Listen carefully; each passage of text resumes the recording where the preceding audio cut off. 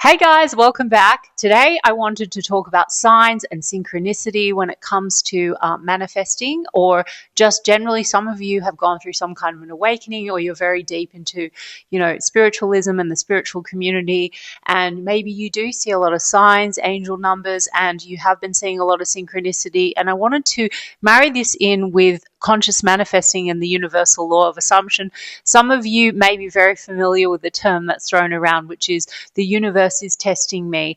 And I want to also debunk this myth, like I like to debunk some of the other myths that get thrown around. And I want to give you a new perspective on what signs, synchronicities, etc. actually are when it comes to you being a conscious being or trying to consciously manifest, say, a specific person. Some of you may be tearing your hair out because you may be affirming for a specific person or doing certain techniques, and you are seeing certain signs and synchronicities popping up, but then you're feeling like you're not getting your manifestation. And some of you may be very quick to jump to this narrative that I've already referred to, which is that the universe must be testing you.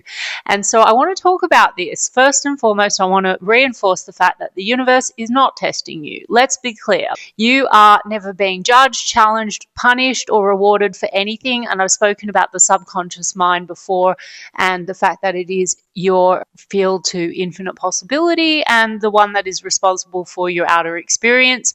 And everything in your outer experience is a reflection of your own consciousness, your dominant thoughts, assumptions, and self-concept.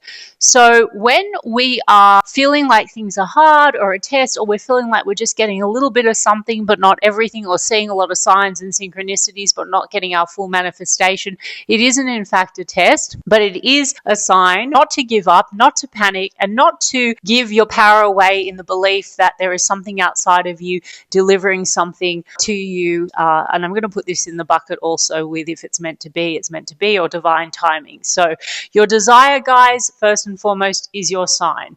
As soon as you desire something, we've spoken about this before, you in fact have it through consciousness. If you are looking for angel numbers and trying to interpret them, seeing a lot of synchronicity, wondering what do all these signs mean? Does that mean that I am on the right path or I'm not on the right path? Let's just correct that and debunk that. Let's flip the script. When you do see a sign like a 111 or an angel number or your SP's name, or you're hearing a lot of songs that remind you of your SP, decide that that is actually evidence that your manifestation is done. I want to talk about birds before land, which we can connect in with synchronicities from like the mystic's perspective. The birds before land concept, if you're into manifestation, you may have already heard about that, and I've certainly covered that off in previous live streams, is when you've made a decision that you want something and you've shifted your state and your thoughts and your assumptions to be in alignment with the version of you that has that, your subconscious immediately begins filtering your entire world to match that assumption or your thoughts. So your reticular activating system kicks in and you start noticing more evidence of your desire. Your mind always wants to prove you right. So because you've shifted your focus, you're suddenly seeing a lot of different details in your physical reality that are complementary or connected to that assumption or that desire. It's like you've quantum shifted into that version of reality where your assumption is already true. And the world around you is starting to echo that. This is actually what's happening. So here's the catch, guys. Those signs are reflections. They're not predictions.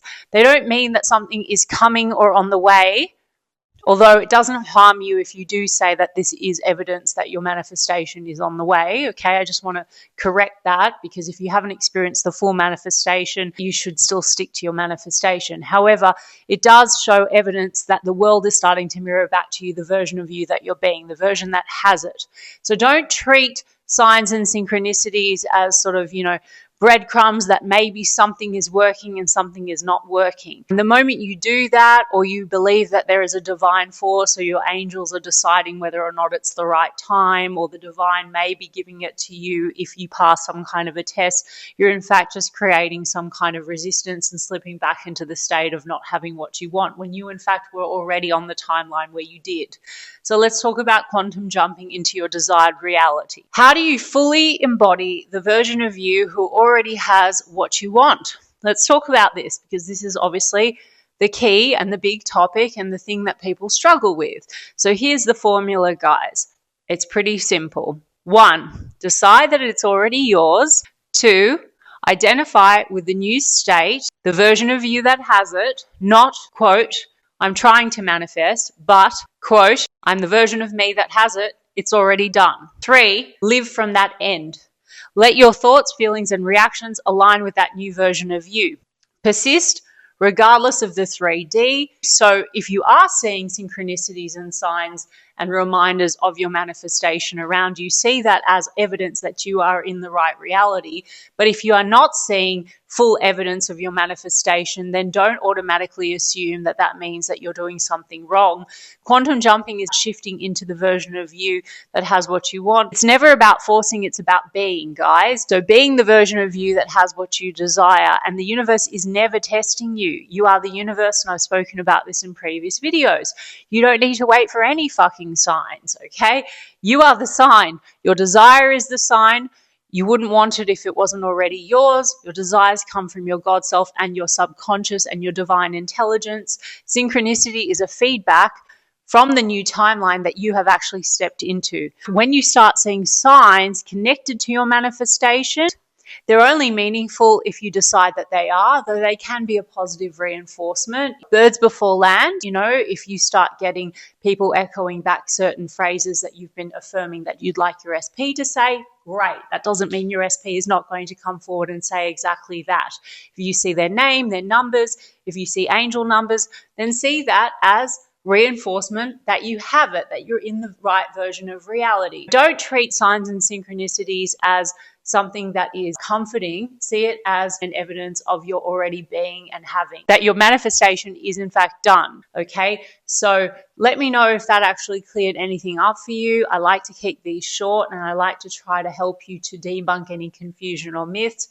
You're always the operant power, guys. Everything is operating through you and your consciousness and your awareness and the awareness of being, the version of you that you are. So be the version of you that has what you want. Signs and synchronicities are all just helpful to you to reinforce the fact that you are the version that you want to be and that you have what you want. And it's really that simple, guys. So I hope that helped, and I love you guys, and I'll catch you in the next one.